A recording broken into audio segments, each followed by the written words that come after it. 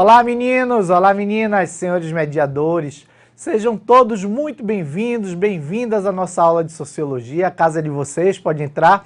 Eu tô aqui com Oyama, fala Oyama. Olá César, olá meninos, olá meninas, quero a participação de vocês, eu tenho certeza que o tema vai ser um tema de participação e máxima atenção e participação, tá bom gente? Vamos lá e boa aula para nós. Pois é, hoje, como Oyama falou, a aula é uma aula para desconstruir preconceitos, a aula é para aprender novos conceitos e da gente renovar, na verdade, esses conceitos, né, Oyama? É isso mesmo, César. Pronto, então já vamos direto lá para o nosso momento de exposição para a gente dar início à aula. Vamos lá?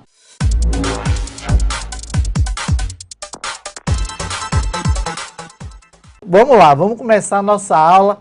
Eu já vou passar direto aqui para as nossas apresentações, os nossos slides padrão, né?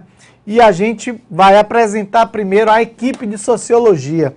A equipe de Sociologia ela tem articulação do professor Márcio Dória, é composta pelos professores Adilma Rodrigues, César Mustafa, Lorena Vaz, Maurício Castro e Oyama Lopes.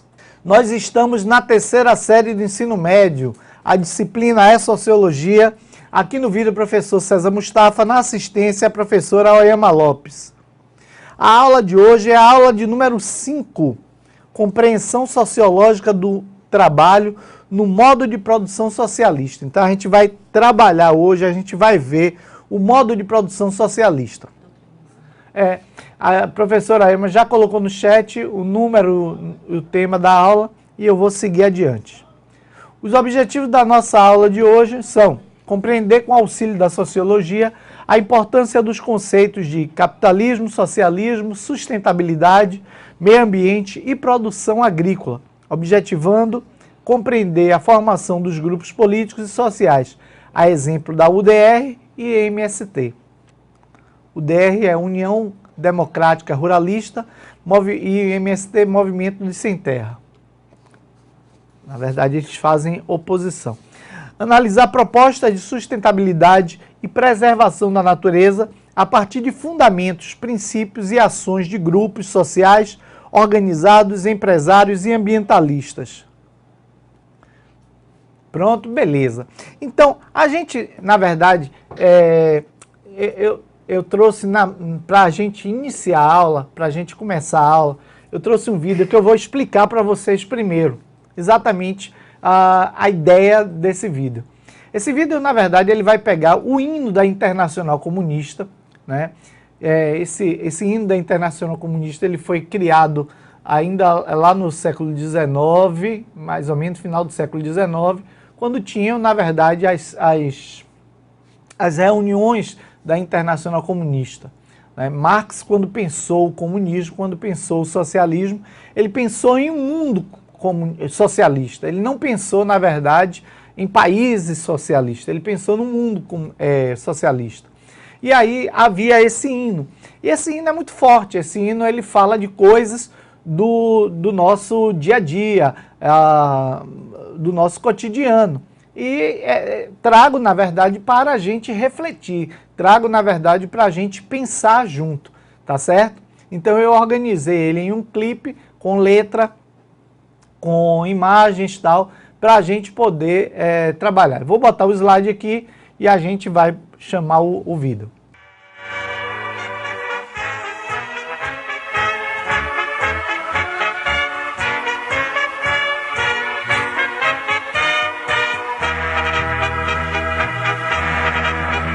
De pé, ó vítimas da fome, de pé, famélicos da terra, da ideia a chama já consome a crosta bruta que a soterra. Cortai o mal pelo fundo, de pé, não mais senhores, sem nada somos em tal mundo, sejamos nós produtores, bem unidos, façamos desta luta final uma terra sem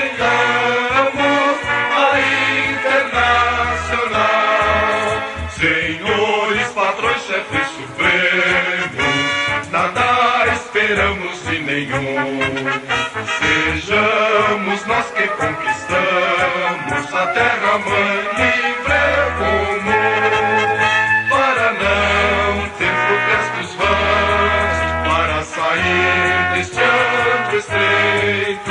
Façamos nós com nossas mãos tudo que a nós nos diz respeito. Bem unidos façamos dessa luta final uma terra sem amos, a internacional. O crime do rico alheio cobre, o Estado esmaga o oprimido. Não há direito para o pobre, ao rico tudo é permitido. A opressão não mais sujeitos, somos iguais todos os seres. Não mais deveres sem direitos, não mais direitos sem deveres. Bem unidos passamos nesta luta final, uma terra sem amos, a internacional. Abomináveis da grandeza, os reis da meme e da fornalha, edificaram a riqueza sobre o suor de quem trabalha. Todo o produto de quem sua a corja não recolheu, querendo que não restitua. O povo quer só o que é seu. Bem unidos passamos esta luta final, uma terra sem amos, a internacional. Nós fomos de fumo embriagados, mas entre nós guerra aos senhores. Façamos greve de soldados, somos irmãos trabalhadores. Se a raça viu cheia de gala, nos quer a força canibais. Logo verás que as nossas balas são para os nossos generais. Bem unidos façamos nesta luta final, uma terra sem amos, a internacional.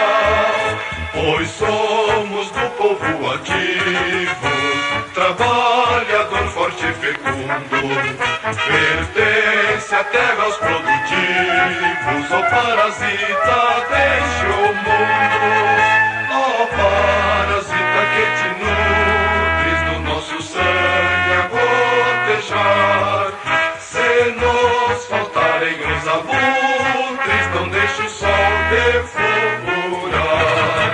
Bem unidos passamos nesta luta final, uma terra sem amos, a internacional.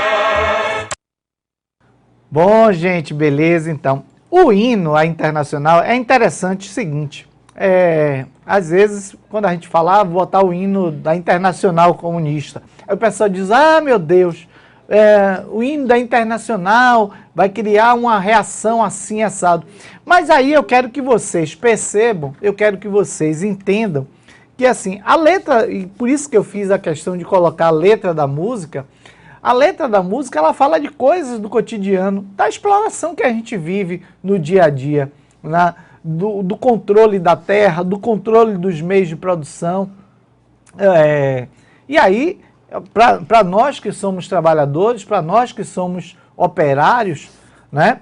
A gente, na verdade, a gente percebe toda essa exploração, a gente percebe todas as injustiças que são colocadas aí, que estão expostas aí.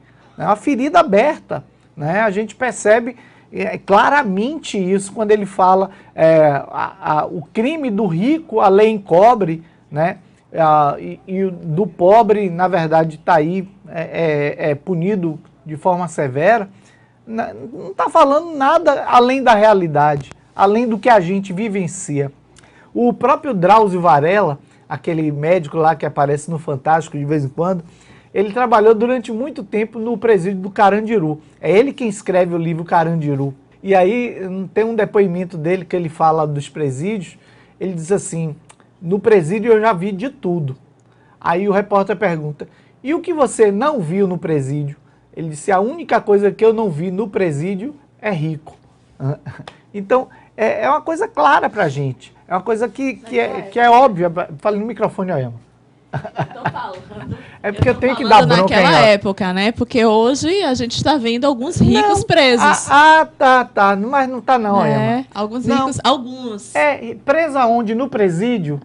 Igual a todo mundo? O ex-governador tá onde? Não. Sabe onde eles estão? Eles estão em batalhões de polícia. De polícia. Eles estão em batalhões de polícia, eles estão na Polícia Federal, eles estão em carceragens especiais, né? Então, assim, no presídio lá, junto com os presos comuns, não tem ninguém, né? Verdade. Então, é somente para a gente pensar, na verdade, que assim, o que o hino da Internacional traz para a gente e atualiza é exatamente o fato de que a gente vive em uma sociedade desigual, uma sociedade onde a desigualdade é a marca.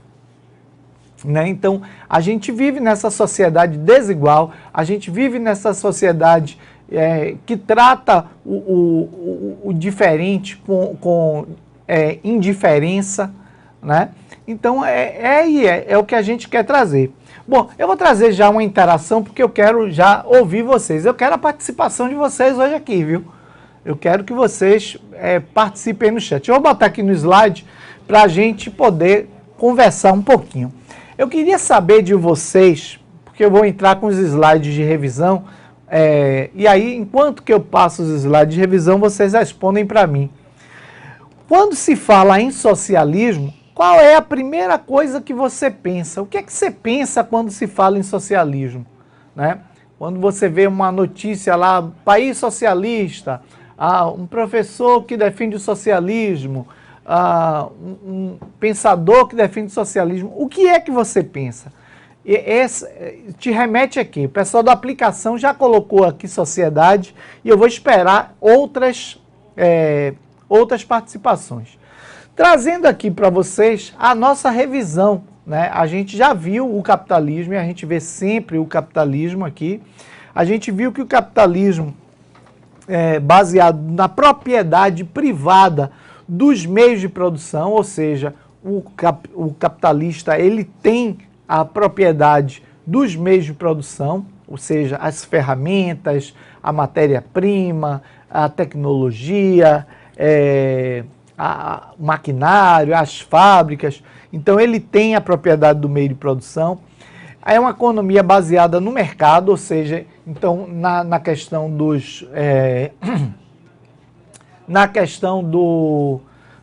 da oferta e da procura, né, que eu coloco logo lá em cima, baseado na concorrência, né, então quem tiver menor preço acaba ganhando, quem tiver melhor condição acaba ganhando. Né? Nem sempre essa melhor condição e esse melhor preço é o que vai te favorecer, né? É o que favorece a gente. Né? Aí eu trago uma lembrança muito clara disso, uma empresa de aviação que chegou num determinado momento aqui no Brasil, e essa empresa colocou os preços das passagens dos aviões muito abaixo. Existia na época passagem de R$1. Você ia e pagava R$1 para voltar. Né? E a Emma, inclusive, já viajou várias vezes. Né? E aí, isso era uma loucura, porque todo mundo começou a viajar por essa empresa. E o que foi que ela fez? Na verdade, ao controlar ao retirar, conseguir essa fatia do mercado, né? As outras empresas que já estavam estabelecidas e que não tinham capital para fazer esse tipo de negociata, né? Essas empresas elas vão enfrentar dificuldades, porque elas já tinham uma estrutura grande, uma estrutura rígida, uma estrutura pesada, né? E elas não conseguiram acompanhar esses preços. Então, empresas como a VASP, Varig, Transbrasil, que eram empresas nacionais, que eram empresas daqui tradicionais do Brasil, essas empresas acabaram falindo, né? Então a gente teve o fechamento dessas empresas, né? Então, o que acontece? Então a gente percebe que nem sempre esse menor preço é um menor preço para lhe favorecer. Passado o fechamento dessas empresas, a empresa voltou a praticar os preços de mercado, né? E às vezes até um pouco mais alto. Pessoal de Parateca tá ali, bom dia Parateca, fala, pensa no conjunto deixando o individual de lado, sim. Então a gente quando pensa em socialismo, a gente vai imaginar a questão do conjunto, né? Do todo. O pessoal de Esplanada Baixio também fala, Juscelia, ela também pensa em sociedade. Então é dentro dessa linha aí nossa, tá certo? E dentro do capitalismo, voltando aqui para o slide, dentro do capitalismo a gente tem o trabalho assalariado, né, o trabalho onde você recebe uma parcela, né, pela remuneração, pela venda da sua força de trabalho, e tem o lucro, né, o lucro que ele é bom, mas ele fica na mão de poucos, né? Ele fica lá na mão de poucas pessoas, e as pessoas vivem disso. E aí, Marx traz alguns conceitos que aí a gente pode passar aqui rapidamente. Alienação, que é o fato do trabalhador não ter mais a propriedade daquilo que ele produz, né, quando ele fala em alienação. A mais-valia, que é o lucro que o patrão tem sobre o meu trabalho. Exploração, que é, na verdade, a forma como o trabalhador ele é tratado dentro dessa sociedade. As classes sociais que são divididas a partir da quantidade de capital que cada pessoa possui. O materialismo histórico, que é a forma de ver a sociedade a partir dos modos de produção. O modo de produção, que é a forma como se produz, como se faz, o jeito como se produz coletivamente. E os meios de produção, que são as ferramentas, que são os insumos, que são as fábricas. Então Marx traz todos esses conceitos para a gente, e a gente já viu esses conceitos, por isso eu estou passando aqui rapidinho. Beleza? Então, voltando aqui para mim, o que a gente vai pensar? Quando a gente pensa em socialismo, a gente vai pensar na sociedade. Aí o pessoal falou certinho. A gente pensa em sociedade, a gente pensa no coletivo, a gente pensa no grupo, a gente pensa no todo, né? O capitalismo, ele se fundamenta mais no indivíduo, no individual, né? No particular, né? Então, o capitalismo ele está mais focado nesse particular. Por isso a gente acredita que a gente consegue alcançar o sucesso sozinho. A gente consegue alcançar a glória, a riqueza sozinho, porque o capitalismo é essa ideia que está presente no nosso dia a dia, de que nós somos indivíduos e por sermos indivíduos, nós conseguimos, na verdade, realizar coisas, fazer coisas de uma maneira individual, solitária. Beleza? Dentro do socialismo, se pensa no todo. A coletividade ela vem primeiro. O interesse coletivo ela está na frente, tá certo? Então é isso que conceitualmente, olha o que eu estou falando, conceitualmente o socialismo traz para a gente. Por que eu estou falando conceitualmente? Porque até a gente estava brincando, dizendo assim, se Marx hoje fosse vivo, ele não seria socialista, porque o socialismo que foi implantado, cada país que implantou o socialismo implantou à sua maneira, implantou ao seu jeito. E bem provavelmente não era isso que Marx queria, né? O que Marx pensou quando escreveu o Capital, né? Marx pensou em um mundo socialista. Ele pensou em um planeta socialista, não em países socialistas. Para ele, o socialismo estaria no mundo inteiro. Por isso que tem aquela frase, trabalhadores do mundo todo univos, né? Exatamente por isso. A ideia era o socialismo como um todo.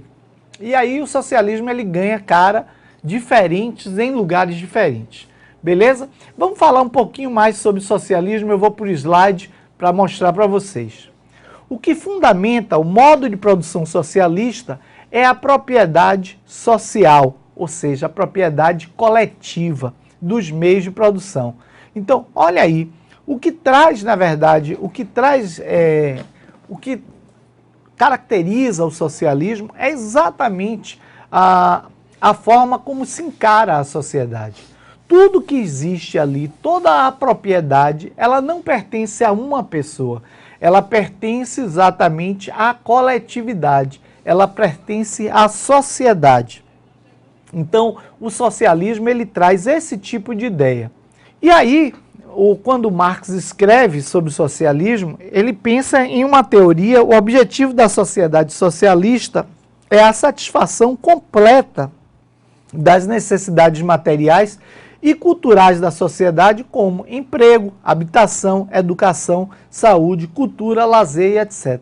Pô, gente, seria muito massa, seria muito legal se dentro da nossa sociedade a gente pudesse dispor, e isso para todos, sem exceção, de emprego, habitação, educação, saúde, cultura e lazer. Ah, professor, mas aí eu penso que existem países socialistas, como por exemplo Cuba, que enfrentou determinados momentos de extrema pobreza. Claro, Cuba é uma ilha, é um país pequeno, é um país pobre. E como tal, a pobreza é uma característica ali, né? Ainda mais enfrentando um bloqueio comercial imposto pelos Estados Unidos, pela a nação mais poderosa do mundo. Então, Cuba, logo depois que perdeu o auxílio da União Soviética, Cuba vivenciou uma fase de extrema pobreza, né? De miséria mesmo, porque ela não tinha ajuda externa nenhuma. Hoje, você já tem uma condição melhor. Hoje você já tem uma condição mais estruturada. Cuba já anda com as próprias pernas. Mas mesmo assim, ainda é um país pobre. É um país pequeno. É um país que, se você pegar aqui, eu não sei nem o tamanho, mas você pegar alguns bairros aqui de Salvador, você bota Cuba dentro, né? Se você pegar uma cidade aí do interior, você bota Cuba dentro, né? Então, Cuba é um país pequeno, certo? Na sociedade socialista, a economia é planificada, visando atender às necessidades básicas da população e não ao lucro de empresas. Gente, eu queria que vocês tirassem uma foto aí desse slide, ou copiassem rapidinho, para a gente poder garantir esse slide aí no caderno de vocês. Eu esqueci de colocar aqui, também comi mosca aqui, igual a Emma. Não coloquei o lapisinho para vocês copiarem, mas eu queria que vocês copiassem esse aqui. Pelo menos esse texto aqui maior, não o texto dos quadros, tá?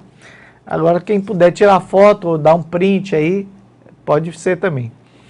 Então, nessa sociedade socialista, parece até redundante, né? Sociedade socialista, fica pesado.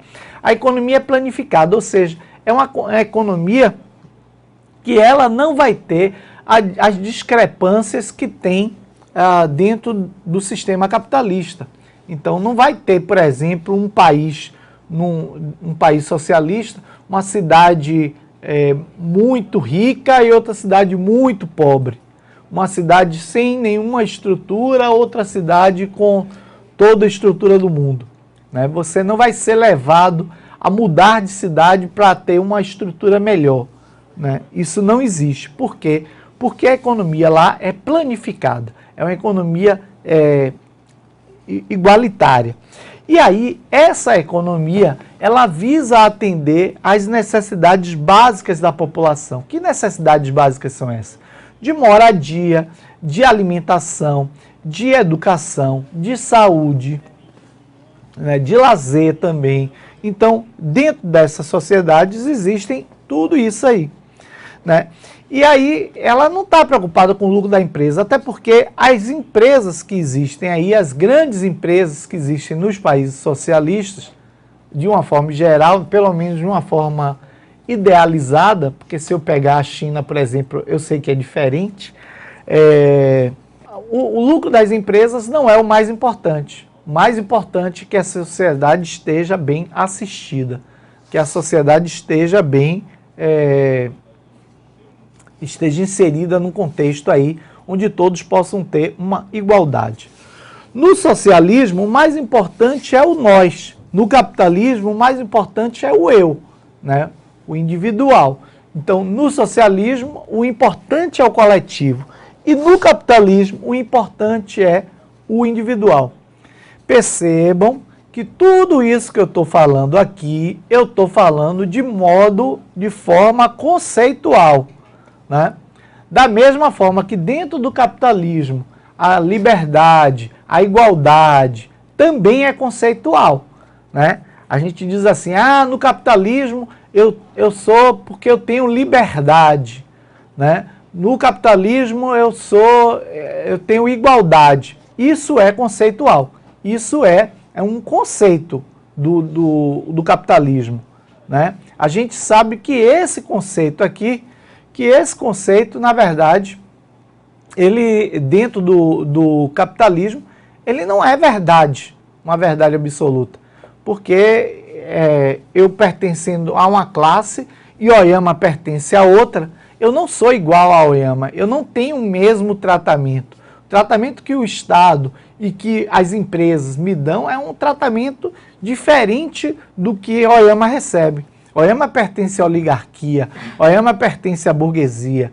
Então, por isso ela tem, na verdade, um tratamento diferenciado. Por isso ela tem um tratamento especial, né? E a gente sabe disso. A gente sabe que a questão da liberdade e da igualdade são conceituais dentro do capitalismo. Da mesma forma que essa questão do benefício da coletividade também é conceitual dentro do socialismo. Beleza? Então, a gente aqui na aula, a gente trata de valores conceituais. Outro slide que eu quero que vocês registrem também aí. Esse slide do socialismo. Eu quero que vocês tirem foto, copiem, né, garantam esse slide aí no caderno de vocês, né, porque também é conceitual. O socialismo é uma doutrina política e econômica que se caracteriza pela ideia de transformação da sociedade através da distribuição equilibrada de riquezas e propriedade. Fala basicamente a mesma coisa, né? Então, a gente primeiro vai entender como doutrina. O capitalismo é uma doutrina, o socialismo é uma doutrina, o liberalismo é uma doutrina, né? O cristianismo é uma doutrina. Então, essas ideologias que são mais fortes, mais estruturadas, a gente costuma chamar de doutrina, né? A gente é doutrinado o tempo inteiro. Não fique achando que você só é doutrinado quando recebe uma ideia de esquerda, né? Você é doutrinado o tempo todo. Você é doutrinado a todo instante, por vários meios de comunicação. Lá na igreja você é doutrinado, né? Na escola você é doutrinado. Se você não é doutrinado na escola à direita, você é doutrinado à esquerda e vice-versa. Não tem isso. Uma hora você vai receber uma doutrinação. A grande questão da doutrina é você ter senso crítico, né? É quando você consegue fazer o que Oyama ensinou para vocês lá no primeiro ano, que é a imaginação sociológica, não é, Oyama? Pensar fora da caixinha. E aí, quando você consegue fazer essa imaginação sociológica, desnaturalizar o pensamento, né? Achar que as coisas que você vive, que você viu, que você vê, não são coisas naturais, mas são coisas ideologicamente criadas, né? Então, quando você consegue pensar sociologicamente, né? Você consegue sair da caixinha, você, na verdade, consegue receber essa doutrinação, né, que surge de vários lados, né? Você consegue receber essa doutrinação de uma forma com senso crítico. Então, é uma doutrina política né, porque envolve a questão política mesmo, é uma doutrinação social também, porque estabelece um parâmetro da sociedade, e é uma doutrinação econômica, porque mexe exatamente com os meios de produção, com as formas de produção. E aí, dentro dessa doutrina política, econômica, social, ele se caracteriza pela ideia da sociedade através da distribuição equilibrada de riquezas e propriedades. Então, é a ideia, não é a ideia que todo mundo tem que ser pobre, não. É a ideia de que todo mundo tem que ser equilibrado, que tem que ter uma distribuição de riqueza que traga equidade, né? Que traga uma ideia de nivelamento, né? Algumas pessoas pensam, na verdade, quando se fala em socialismo, pensa em pobreza, né? E não é verdade. Na verdade, o socialismo ele não prega a pobreza, ele prega a prosperidade para todos, ele prega a igualdade para todos. Só que a gente tem os recursos, eles são recursos limitados, né? Os recursos no mundo inteiro, eles são limitados, né? E se a gente pensar, na verdade, assim, poxa, mas eu queria ter o padrão de consumo dos Estados Unidos. Pô, que legal. O problema é que não dá para o mundo inteiro consumir como os Estados Unidos consomem, né? Porque faltaria mundo, faltaria recursos na Terra, né? Isso não dá para acontecer. E se a gente pensar nesse consumo dentro dos Estados Unidos, a gente vai imaginar que assim, nem todo mundo dos Estados Unidos consome igual. Lá também existe muita pobreza, lá também existe muita miséria, muito morador na rua, né? Se você vai para Nova York, se você vai para Califórnia, se você vai para alguns estados, você vai ver muita gente morando na rua. Você vai ver muito abrigo público, né? Você vai ver muita marginalidade, muito crime, muita pobreza, né? As favelas lá existem, não são como as nossas, mas existem, né? E estão lá, estão inteirinha lá funcionando. Então, a gente vai perceber que, assim, dentro dessa sociedade, existe, na verdade, uma estrutura que é colocada ali. Beleza? Vamos ver um pouquinho mais para a gente entender como é esse processo de transição do capitalismo para o comunismo. Vamos ver aqui como Marx pensou. Vou botar no slide.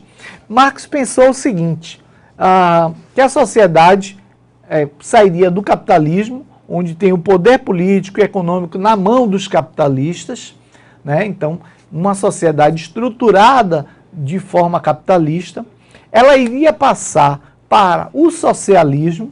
Perceba que o socialismo ele é uma fase de transição para o comunismo, né? Quando Marx pensa o socialismo, ele não pensa, na verdade, o socialismo como ponto final, porque para ele o socialismo ainda não era o ideal, porque dentro do socialismo você tem todo o poder na mão dos trabalhadores, inclusive a chamada ditadura do proletariado. Esse daqui não é para copiar, não.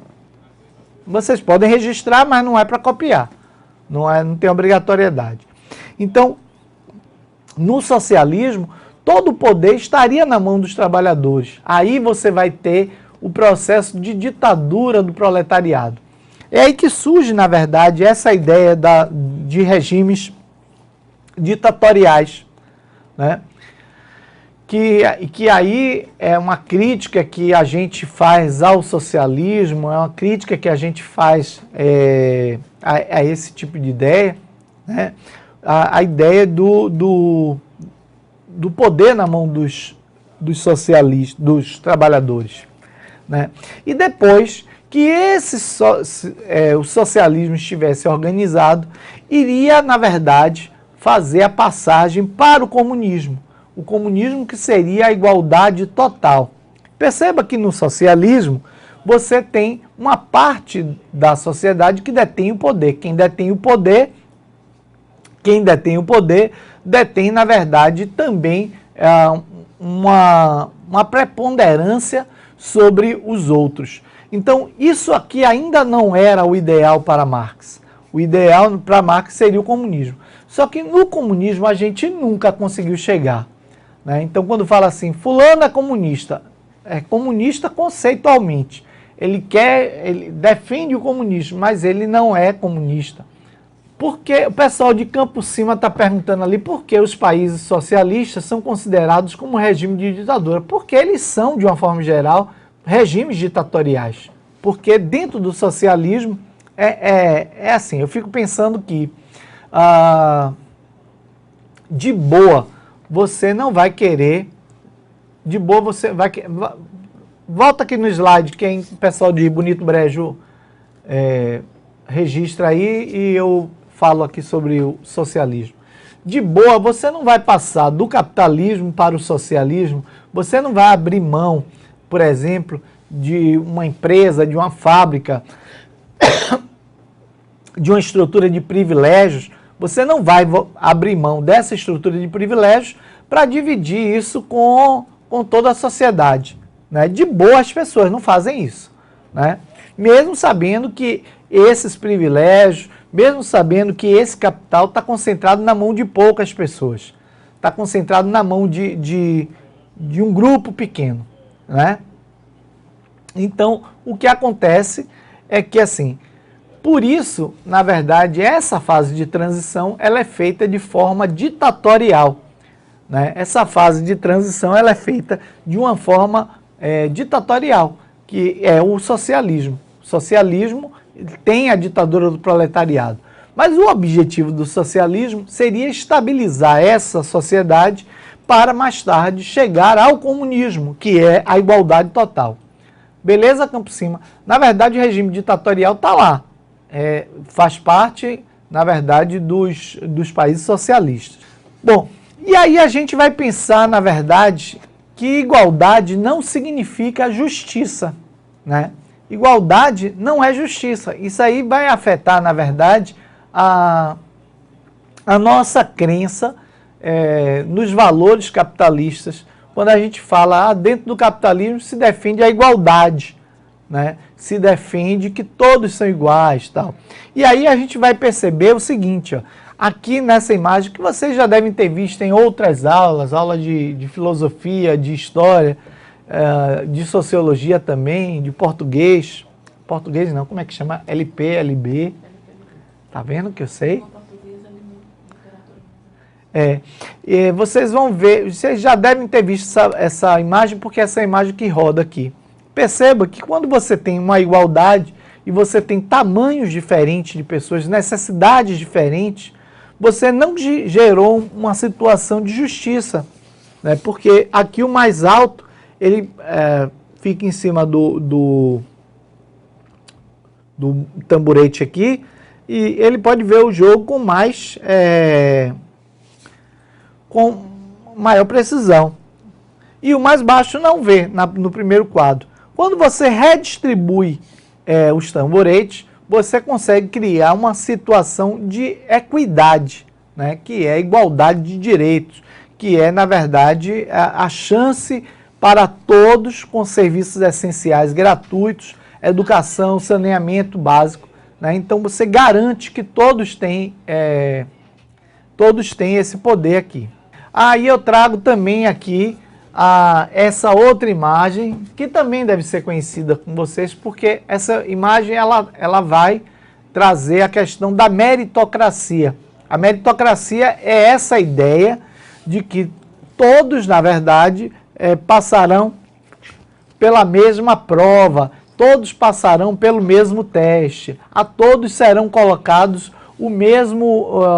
a mesmo grau de dificuldade. E aí você tem aqui, para a seleção que seja justa, todos passarão por uma prova, subam na árvore. Ora, eu estou vendo aqui o cachorro talvez tenha alguma condição, o passarinho uma condição mais fácil, o macaco também, mas o pinguim, o elefante, a foca e o peixe no aquário não teriam nenhuma chance nesse tipo de prova. Então, na verdade, isso aqui não traz nenhum tipo, essa seleção aqui, ela não traz nenhum tipo de justiça. Bonito Brejo está perguntando quando isso é justo. Isso que, Bonito, me ajude aí a a destrinchar mais um pouquinho, é porque quando vocês falam, quando eu estou num slide, e aí, às vezes a gente perde o fio da meada aí. Ah, o elefante subir na árvore, né? Não, não é justo.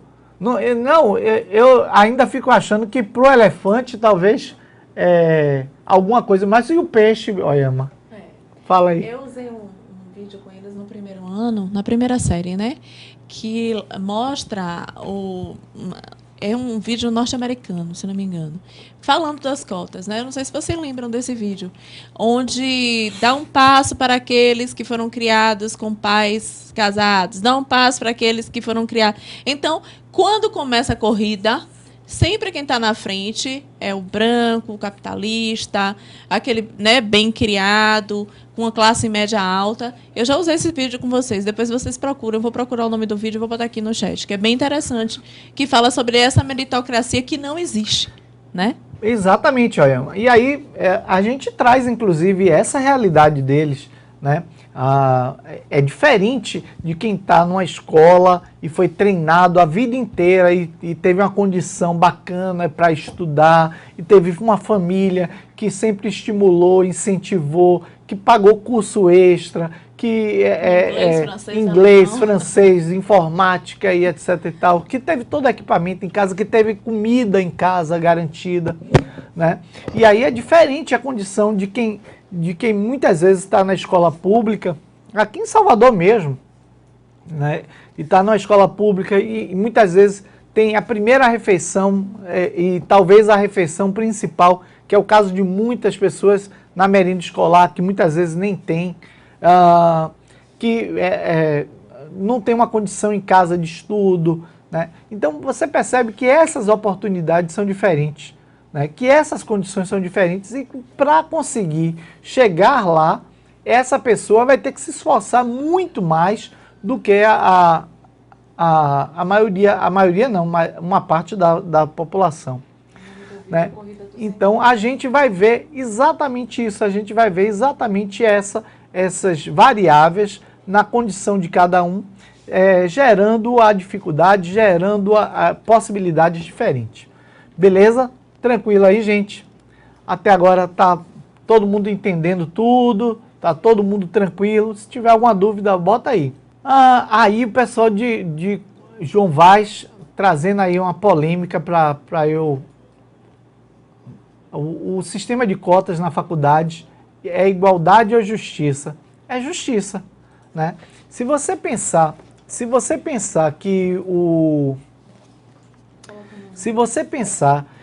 o sistema de cotas, na verdade, ele vai fazer uma reparação, né, para muitos aí, né, muitos grupos, né, na verdade você vai ter, na verdade, um sistema que vai trazer uma justiça. E olha aí, que pense que, por exemplo, um sistema de cotas, não é que a pessoa que fez a cota ela vai passar a partir de um corte na nota.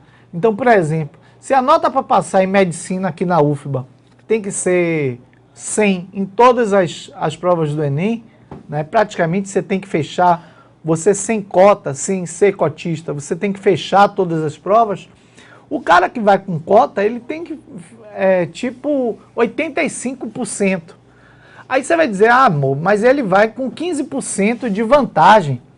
Ele vai com 15% de vantagem ali na nota e vai com 70% de desvantagem no social, né? Ele vai com 70% de desvantagem na própria formação dele. Então ele concorre com uma desigualdade imensa, né? E para ele chegar a esses 85%, o cara tem que ser muito bom, porque ele superou todas as dificuldades, todas as diferenças que ele vivenciou durante a vida. Então o sistema de cotas, ele não traz exatamente a igualdade, mas ele cria uma situação que gera um pouco mais de justiça, né?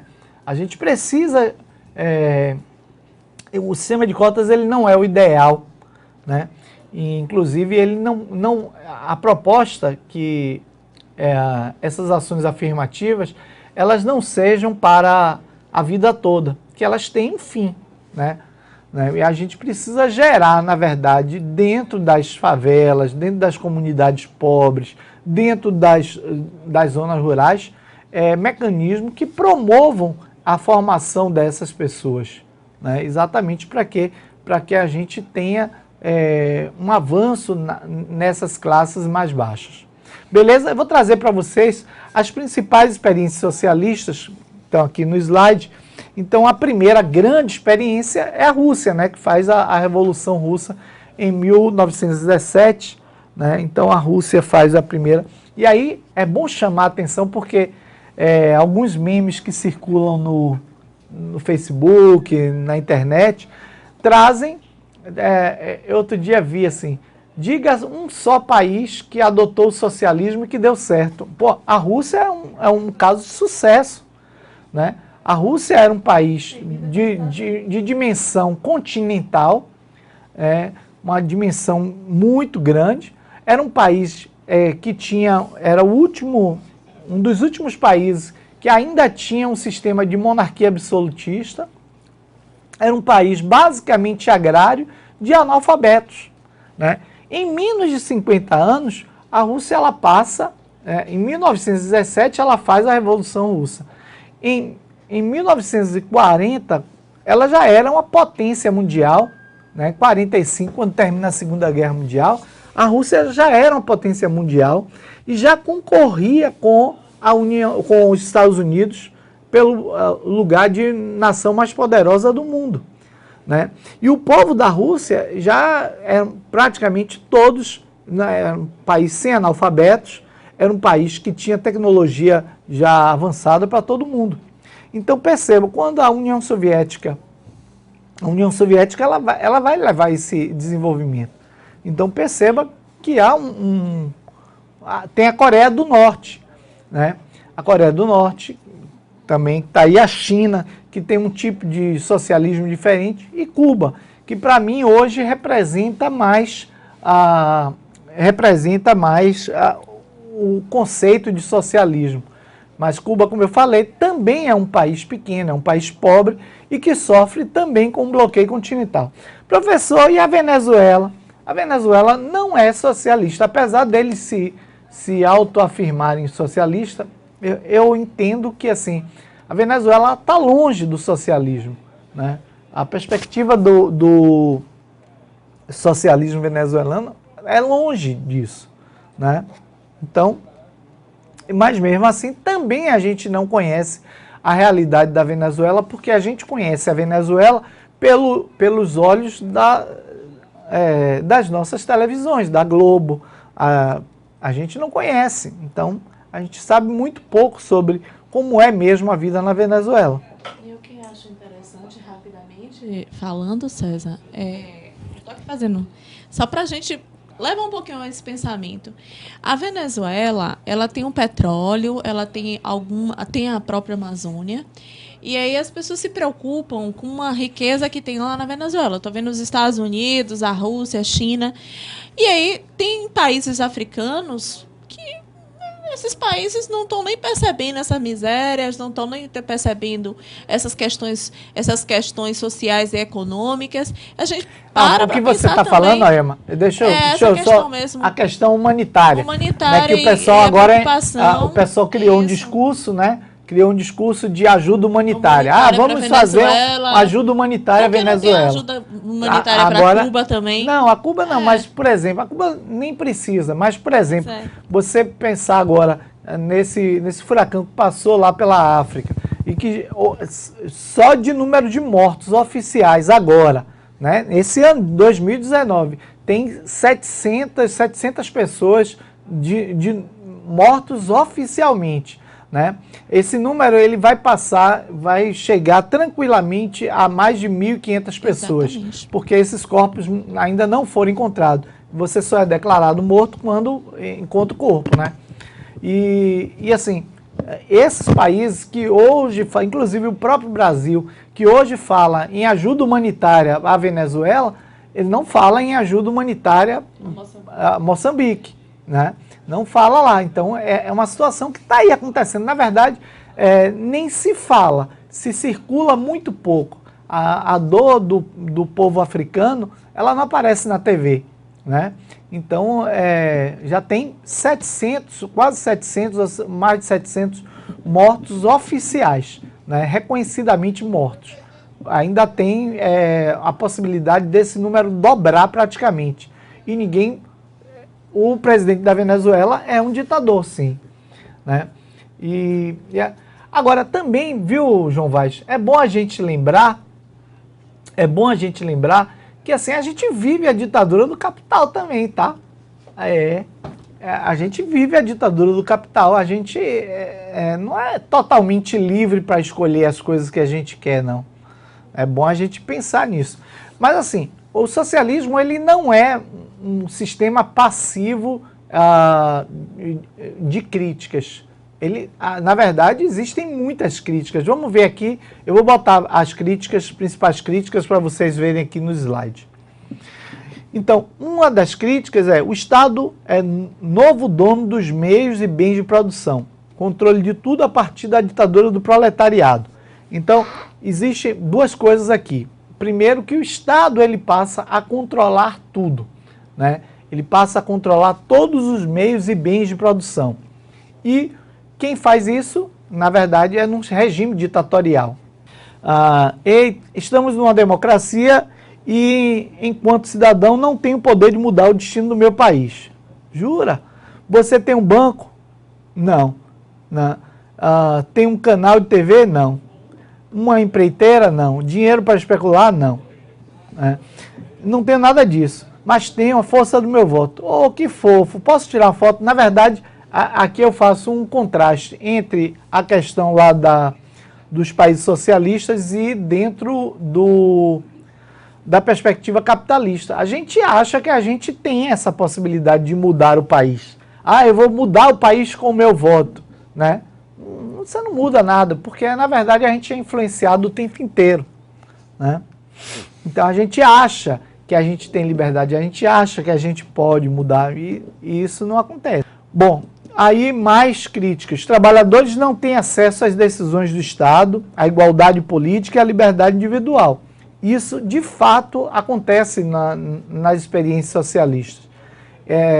O Estado ele toma as próprias decisões, né? O Estado, você não é igual, você não tem essa igualdade política e você não tem a liberdade individual. Essa liberdade individual, para mim, é um ponto-chave nessa questão aí dos países socialistas, né? Não ter essa liberdade individual, para mim, é uma coisa que também não me agrada. Outra crítica das experiências socialistas, você é impedido o direito de emigrar e optar pelo capitalismo, né? Então isso não é dada essa possibilidade de você sair de lá, não quero ser socialista, eu quero ser capitalista, e você mudar, né? Então há uma perseguição religiosa e ideológica dentro do socialismo. Essa perseguição religiosa e ideológica, elas já são mais amenizadas nos dias atuais, né? Se você pensar que Cuba tem igrejas católicas, igrejas protestantes, o Papa foi recentemente a Cuba, você tem manifestações de religiões de matriz africana, né? Então você tem tudo isso lá. Agora, é bom a gente pensar, na verdade, o seguinte: Cuba teve uma fase que Cuba abriu, disse assim: quem quiser sair, sai. E aí saiu muita gente, foi para os Estados Unidos, né? Mas essa questão de também você é impedido de migrar é uma questão importante. Desculpe, voltando aqui. O socialismo não significa tirar a riqueza de quem trabalha, dura, e transferi-la para quem não trabalha. Na verdade, o nome disso é capitalismo, né? Porque o pessoal diz assim: olha, vai tirar a riqueza de quem trabalha e colocar na mão de quem não trabalha. Volta para mim aqui. E aí Bonito Brejo está dizendo: verdade, somos marionetes na mão do governo. Pois é, tanto do capitalismo como do socialismo. Nós fazemos parte disso aí, né? Nós somos controlados. A vida da gente é toda controladinha pelo capital. É porque a gente não consegue entender isso, Porque a gente está dentro desse sistema, a gente vive esse sistema, e a gente, quando está já imerso aqui, a gente não consegue perceber que a gente, por exemplo, não tem direito também a escolhas, que a gente não vive a questão da igualdade plena, né? Então, todos esses apegos que a gente tem ao regime capitalista, na verdade, eles podem ser contestados. Beleza? Tranquilo, gente? Eu vou passar aqui para as nossas referências. Bonito Brejo falando aí de manipulados pela mídia, e isso é fato. As nossas referências e...